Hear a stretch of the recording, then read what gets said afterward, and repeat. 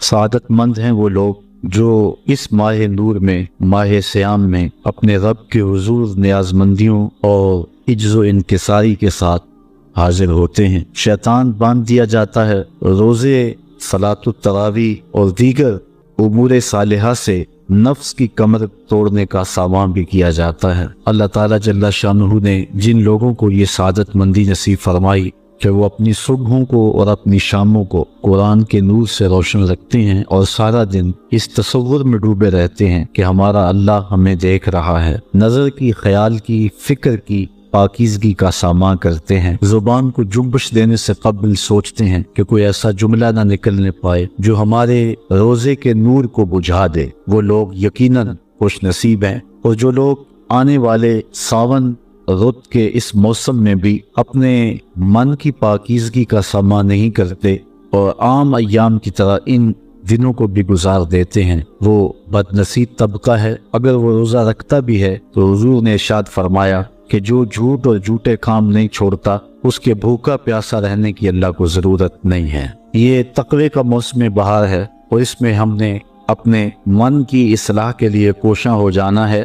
اللہ تعالیٰ کی توفیق شامل حال ہو جاتی ہے اور نفس سے لڑنا آسان ہو جاتا ہے۔ دو دشمن تھے، ایک دشمن باندھ دیا گیا۔ اذا جاء رمضان سلسلت الشیاطین، فرمایا گیا کہ جب ماہ سیام آتا ہے تو شیاطین جکڑ دیے جاتے ہیں۔ مسجدوں کے دروازوں کا کھل جانا اور لوگوں کی رغبت اللہ کے گھر کی طرف، تلاوت کلام مجید کی طرف، ذکر فکر کی طرف، نمازوں کی طرف دل کا کھچاؤ، صلاۃ التراویح میں حاضری، یہ اس ماہ نور کے فیضان ہیں۔ سحری کا مزہ الگ ہے، افطاری کا لطف اور ہی نرالا ہے۔ حضور علیہ السلام نے ارشاد فرمایا للصائم فرحتان، فرحت عند فطرہ و فرحت عند لقاء ربہ۔ روزہ دار کے لیے دو خوشیاں ہیں۔ ایک خوشی اس وقت اسے نصیب ہوتی ہے جب وہ روزہ کھولتا ہے، اس کا ایک ایک انگ اور ایک ایک جزو بدن اور اس کی ایک ایک رگ زبان حال سے اللہ کا شکر ادا کر رہی ہوتی۔ جب سوکھی رگوں کو ٹھنڈا پانی سیراب کرتا ہے تو بندہ زبان سے نہ بھی بولے تو اس کا دل دھڑک کے کہہ رہا ہوتا ہے رب تیرا شکر کہ تو نے یہ نعمتیں ارزانی کی ہیں۔ تو ایک تو اس وقت فرحت نصیب ہوتی ہے جس سے بدن بھی تر و تازہ ہوتا ہے اور روح بھی تسکین پاتی ہے۔ مالک تیرا شکر کہ اتنا لمبا دن میں نے بھوک اور پیاس سے کاٹ لیا اور میں نے تیرے حکم کی نافرمانی بھی نہیں کی۔ تو ایک سرشاری کی کیفیت اس وقت ہوتی ہے جب بندہ روزہ کھولتا ہے، اور دوسری کیفیت بندہ مومن کو اس وقت نصیب ہوتی ہے وَفَرْحَةٌ عِنْدَ لِقَاءِ رَبِّهِ، جب اس روزے کے صلے میں کل قیامت کے دن اللہ اپنے رخ قدرت سے نقاب الٹ دے گا اور روزہ دار کو اپنا دیدار عطا فرمائے گا۔ تو یہ دوسری خوشی روزہ دار کو اس وقت نصیب ہوگی، اور وہ اتنی بڑی خوشی ہے کہ ساری زندگی بھر کی خوشیاں اس خوشی کے ایک لمحے پہ قربان کی جا سکے۔ اس دنیا پہ سب سے بڑی دولت جو ہمیں عطا کی گئی ہے وہ دولت ایمان ہے، اور قیامت کے دن سب سے بڑی دولت جو بندہ مومن کو دی جائے گی وہ دیدار الہی ہے، اور روزے کا صلہ اللہ کا دیدار ہے۔ اسی لیے فرمایا الصوم لی وانا اجزا بہ، روزہ میرے لیے ہے اور اس کی جزا میں خود بنوں۔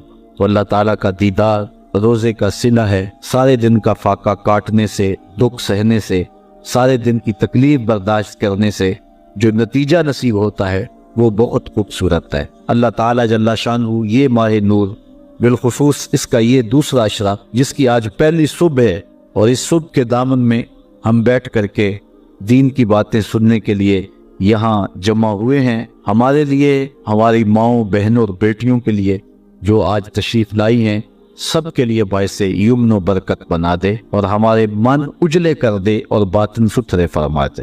آج کی اس نشست کا عنوان زندگی آمد برائے بندگی، زندگی کی مقصدیت کو بیان کرنا ہے۔ ہم اس دنیا پر کیوں بھیجے گئے ہیں، ہمارے آنے کا مقصد کیا ہے۔ کارخانہ قدرت میں کوئی ایک چیز بھی ایسی نہیں ہے کہ جو بے مقصد پیدا کی گئی ہو، اس کی تخلیق کا کوئی نہ کوئی مقصد ضرور ہے، اور جب تک وہ چیز اس مقصد کی تکمیل کرتی رہتی ہے تو اسے عزت دی جاتی ہے۔ جب مقصد پورا کرنا چھوڑ دے تو اسے کوئی عزت اور کوئی تکریم نہیں دی جاتی۔ یہ مائک ہی ہے، اس کا مقصد ایمپلیفائر تک آواز پہنچانا ہے، اور اس کے ذریعے سے یہ آواز آگے آپ تک پہنچ رہی ہے، لیکن اگر یہ کسی فنی خرابی کی وجہ سے اپنے مقصد تخلیق کو چھوڑ دے اور یہ ایمپلیفائر تک آواز نہ پہنچائے تو پھر اس خوبصورت جگہ پر اس کو سجایا نہیں جائے گا، اس کو یہاں سے اتار کر کے کباڑ خانے میں پھینک دیا جائے گا۔ یہ اب بہت قیمتی ہے اور بہت اچھی جگہ پہ اس کو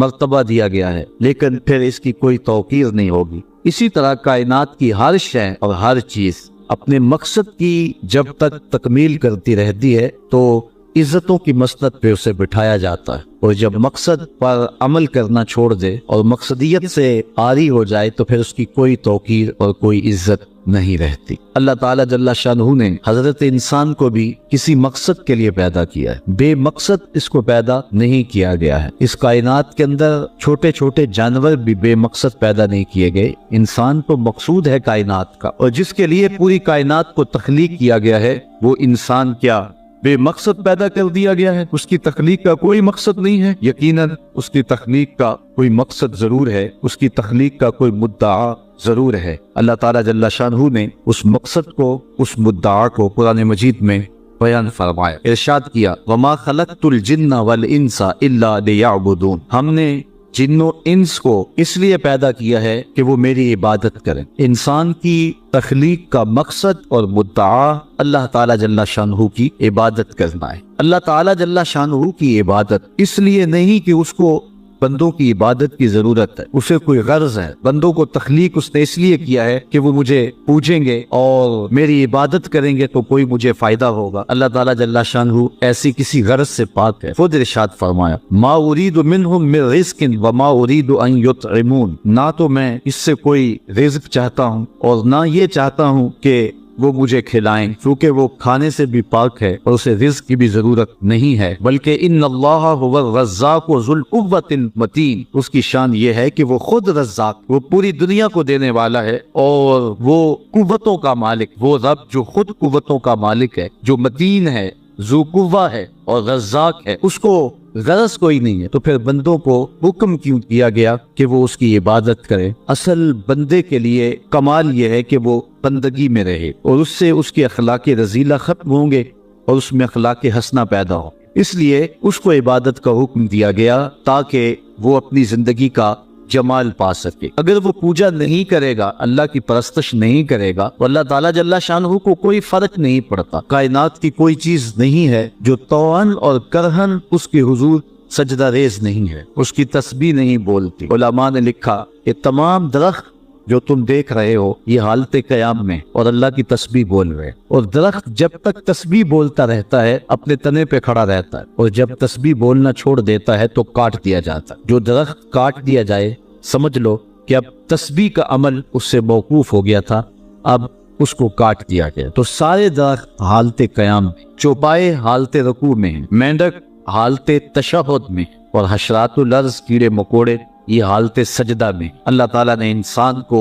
جو عبادت دی نماز کی صورت میں، وہ ان تمام صورتوں کی جامع ہے، ان تمام عبادات کی جامع۔ درختوں کا قیام بھی ہے، چوپایوں کی طرح رکوع بھی ہے، مینڈک کی طرح تشہد اور قعدہ بھی ہے، اور حشرات الارض کی طرح سجدہ بھی ہے، اس لیے کہ یہ انسان خلاصہ کائنات ہے اور تمام مخلوقات کا مقصود ہے، اور پوری کائنات کا چرخ اس کے گرد گھومتا ہے، اس لیے اس کی عبادت بھی تمام مخلوقات کی عبادات کے جامع ہونی چاہیے، اس لیے اس کو نماز کا حکم دیا گیا، اور یہ حکم ایک بار نہیں دیا، قرآن مجید کے اندر متعدد مرتبہ اسے نماز کا حکم نامہ دیا گیا۔ اس شخص سے بڑا بد نصیب کوئی نہیں جو اللہ کے حضور جھکنا نہیں جانتا۔ صبح سے لے کر شام تک کس کس کو سلوٹ کرتے ہیں، روٹی کے چند ٹکڑے اور نوالے کمانے کے لیے کس کس سے ہنس ہنس کے بولنا پڑتا ہے، اور کس کس کے سامنے جو ہے وہ حاضر ہونا پڑتا ہے۔ ایک اللہ کے حضور نہیں جھکا جاتا جو کہ رازق ہے اور حقیقی مالک ہے۔ اللہ تعالیٰ جل شانہ نے قرآن مجید میں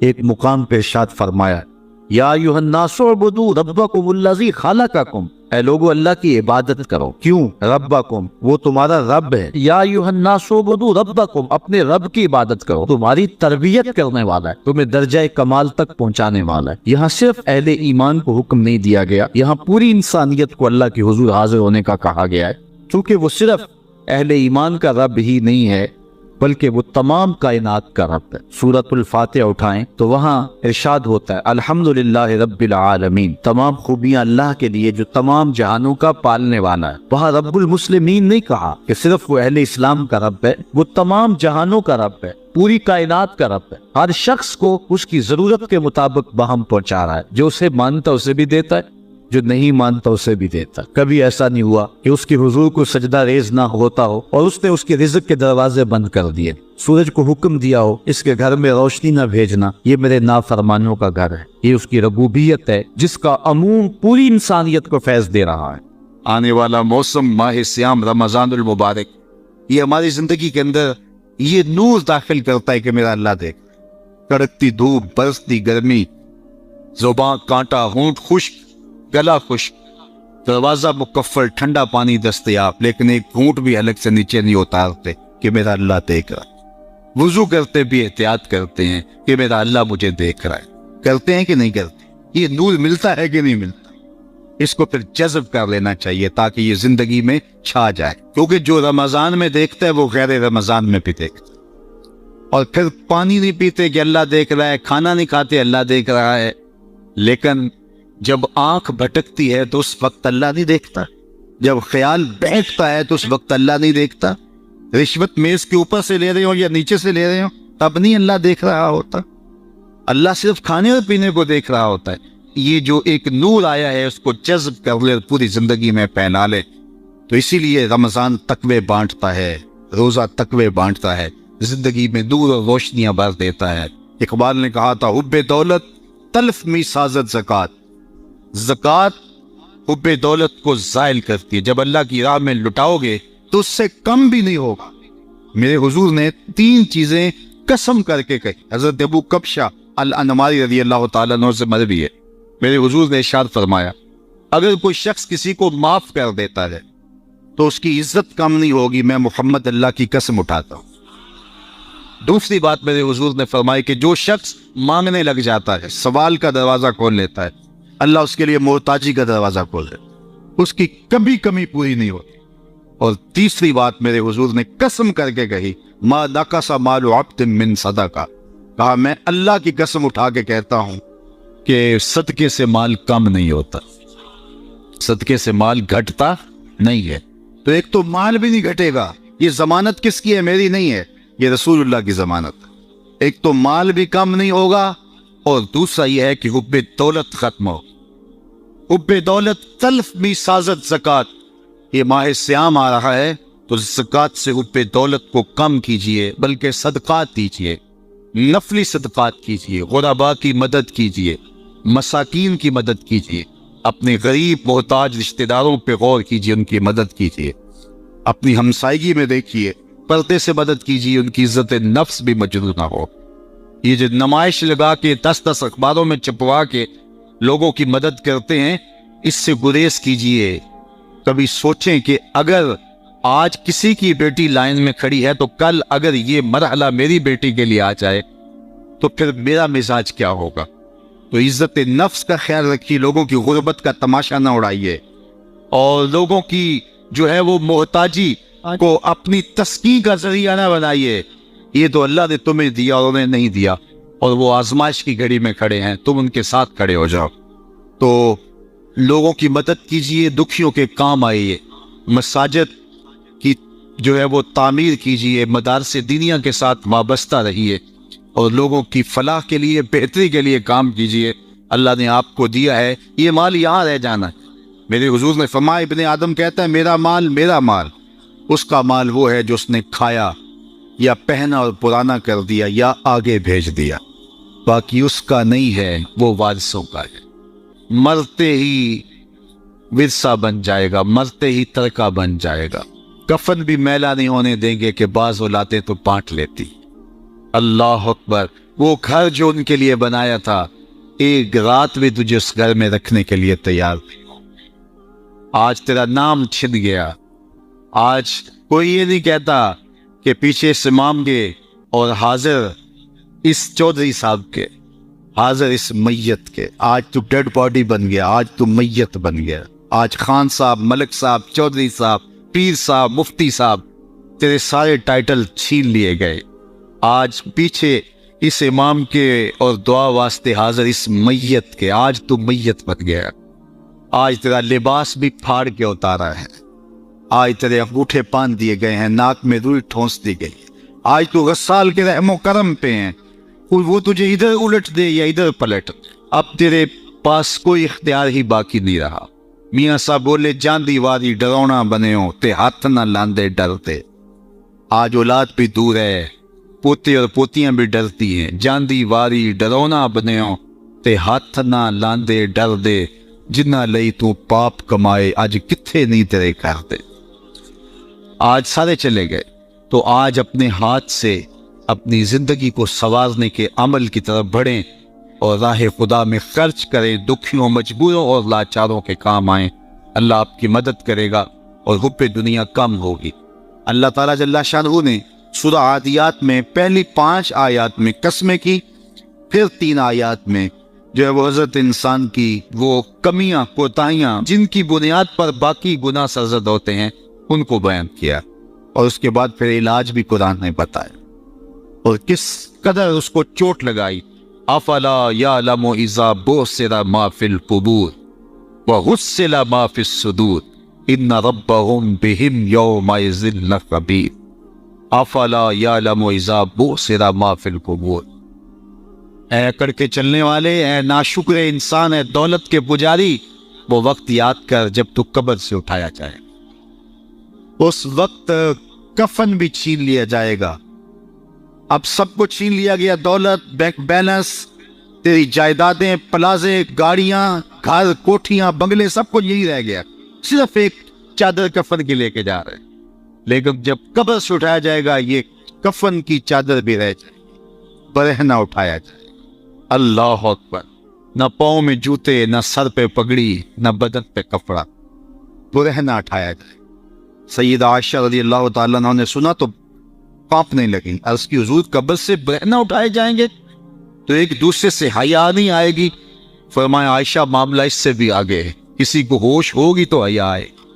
ہوش اڑے ہوئے ہوں گے، خوف قیامت طاری ہو. قبروں سے یوں لوگ اٹھائے جائیں گے. افلا یعلم اذا بعثر ما فی القبور. اب بعثر کا جو مفہوم ہے، جو ترجمہ اور معنی ہے وہ تو رہے. بعثر کا جو صوتی آہنگ ہے، جب بولتے ہوئے ایک جھٹکا لگتا ہے تو قبروں سے اٹھتے ہوئے لوگوں کی کیفیت معلوم کرنے کے لیے بعثر کا صوتی آہنگ ہی کافی ہے. افلا یعلم اذا بعثر ما فی القبور وحصل ما فی الصدور. حصل کے اوپر جو تشدید ہے، یہ معنی کو کتنی خوبصورتی کے ساتھ ایک مجسم پیکر میں سامنے لا رہی ہے. اللہ فرماتا ہے پھر وہ وقت آئے گا جو سینے میں ہوگا وہ تشت ازباق ہو جائے گا. آج آپ مجھے نیک سمجھتے ہیں، میں آپ کو اچھا سمجھتا ہوں، لیکن میرے سینے کے اندر کیا چل رہا ہے یہ آپ کو نہیں پتہ. یہ میں تقریر چہک چہک کے کر رہا ہوں، اس کے پیچھے کیا ہے؟ میں آپ کے دل اپنی جانب موڑنا چاہتا ہوں، آپ کی جیبیں خالی کرنا چاہتا ہوں، یا میں آپ کے سامنے پاک اور ستھرا اور بڑا جو ہے وہ نیکوکار بننا چاہتا ہوں، یا میرا مقصد رضائے الہی ہے؟ یہ مجھے پتہ ہے، آپ کو نہیں پتہ. آپ کہاں ہیں، کہاں کھڑے ہیں، میں آپ کو اچھا سمجھتا ہوں، لیکن آپ کو پتہ ہے کہ ہم کہاں کھڑے. لیکن قیامت کے دن یہ ساری چیزیں سامنے آ گئی. وَحُصِّلَ مَا فِي الصُّدُورِ. اور سورہ الطارق میں فرمایا یوم تبلی السرائر فما لَهُ مِن قُوَّةٍ وَلَا نَاصِرٍ. اس دن سارے راز کھول دیے جائیں اور کوئی طاقت نہیں ہوگی جو ان رازوں کو کھلنے سے روک سکے. آج طاقتور کی بات نہیں کھلتی اور کمزور کی بات اچھال دی جاتی، لیکن وہ وقت آنے والا ہے یوم تبلی السرائر فما لَهُ مِن قُوَّةٍ وَلَا نَاصِرٍ. نہ زور کے بل پہ، نہ زر کے بل پہ، نہ کسی اور بل پہ کسی کام کو روکا جا سکے گا. ہر شے تشت ازبام ہو جائے گی. وہ کتنا سخت دن ہوگا. اے داور حشر میرا نامہ اعمال نہ پوچھ، اس میں کئی پردہ نشینوں کے بھی نام آتے ہیں. تو وہ کتنا سخت دن ہوگا. وَحُصِّلَ مَا فِي الصُّدُورِ إِنَّ رَبَّهُمْ بِهِمْ يَوْمَئِذٍ لَخَبِيرٌ. بے شک ان کا رب اس دن ان سے خوب باخبر ہوگا. وہ آج بھی باخبر ہے، لیکن آج کئیوں کو یقین نہیں کہ وہ باخبر ہے، لیکن اس دن سب کو یقین ہو جائے گا کہ میرا رب اس سے باخبر ہے. جب پرانی تصویریں چلنا شروع ہو جائے، جب ساری ویڈیو سامنے آ جائے، زندگی میں جو کیا، تنہائی میں، اعلانیہ، خفیہ، جہاں جہاں جو کیا، داد عیش دی، سب کچھ تشت ازبام ہوگا، سب کچھ جو ہے وہ سکرین پہ چل رہا ہوگا، کوئی چیز بھی تشت ازبام ہونے سے نہیں رہ جائے گی. تو پھر بندہ کہے گا اوہو یہ تو سب میرے مالک کو پتا تھا، لوگوں کی نظروں سے چھپ سکا، رب کی نگاہوں سے تو نہیں چھپ سکا. اس کی نگاہوں سے کون چھپ سکتا ہے؟ یہ یقین آج اپنی روحوں میں اتار لو، اچھی طرح سے جذب کر لو. گناہوں سے بچنے کا اکثیر نسخہ ہے یہ یقین کہ میرا رب مجھے دیکھا. یہ یقین جب روح میں جم جائے، خیالوں میں اتر جائے، اعتقاد کا پختہ حصہ بن جائے، پھر بند کوٹھڑی میں بھی جرم نہیں ہو سکتا کہ میرا مالک تو مجھے دیکھ رہا ہے. آپ دیکھتے نہیں کہ جب ساتوں دروازے بند کر کے بت کے اوپر موٹا کپڑا ڈال کے زلیخا بولی ہے تلک یوسف اب تو آ جاؤ نا، اب تو کوئی نہیں دیکھ رہا. قال معاذ اللہ، تو جناب یوسف نے کہا میں اللہ کی پناہ میں آتا. اللہ اکبر، تو دروازے بند کر کے لوگوں کی نظروں سے چھپ گئی ہے، اور یہ بے نور آنکھیں رکھنے والے اس پتھر کے بت سے بھی حیا کرتی ہے اور اس پہ بھی پردہ ڈال لیا ہے. جب تو اس جھوٹے خدا سے حیا کرتی ہے، میں سچے خدا سے حیا کیوں نہ کروں جو ساتویں کوٹھڑی میں بھی دیکھتا ہے. اتنی روشنیاں برسی کہ گناہ کا تصور بھی محال. تو یہ یقین کہ میرا اللہ مجھے دیکھ رہا ہے، یہ انسان کی زندگی میں نظم پیدا کرتا ہے.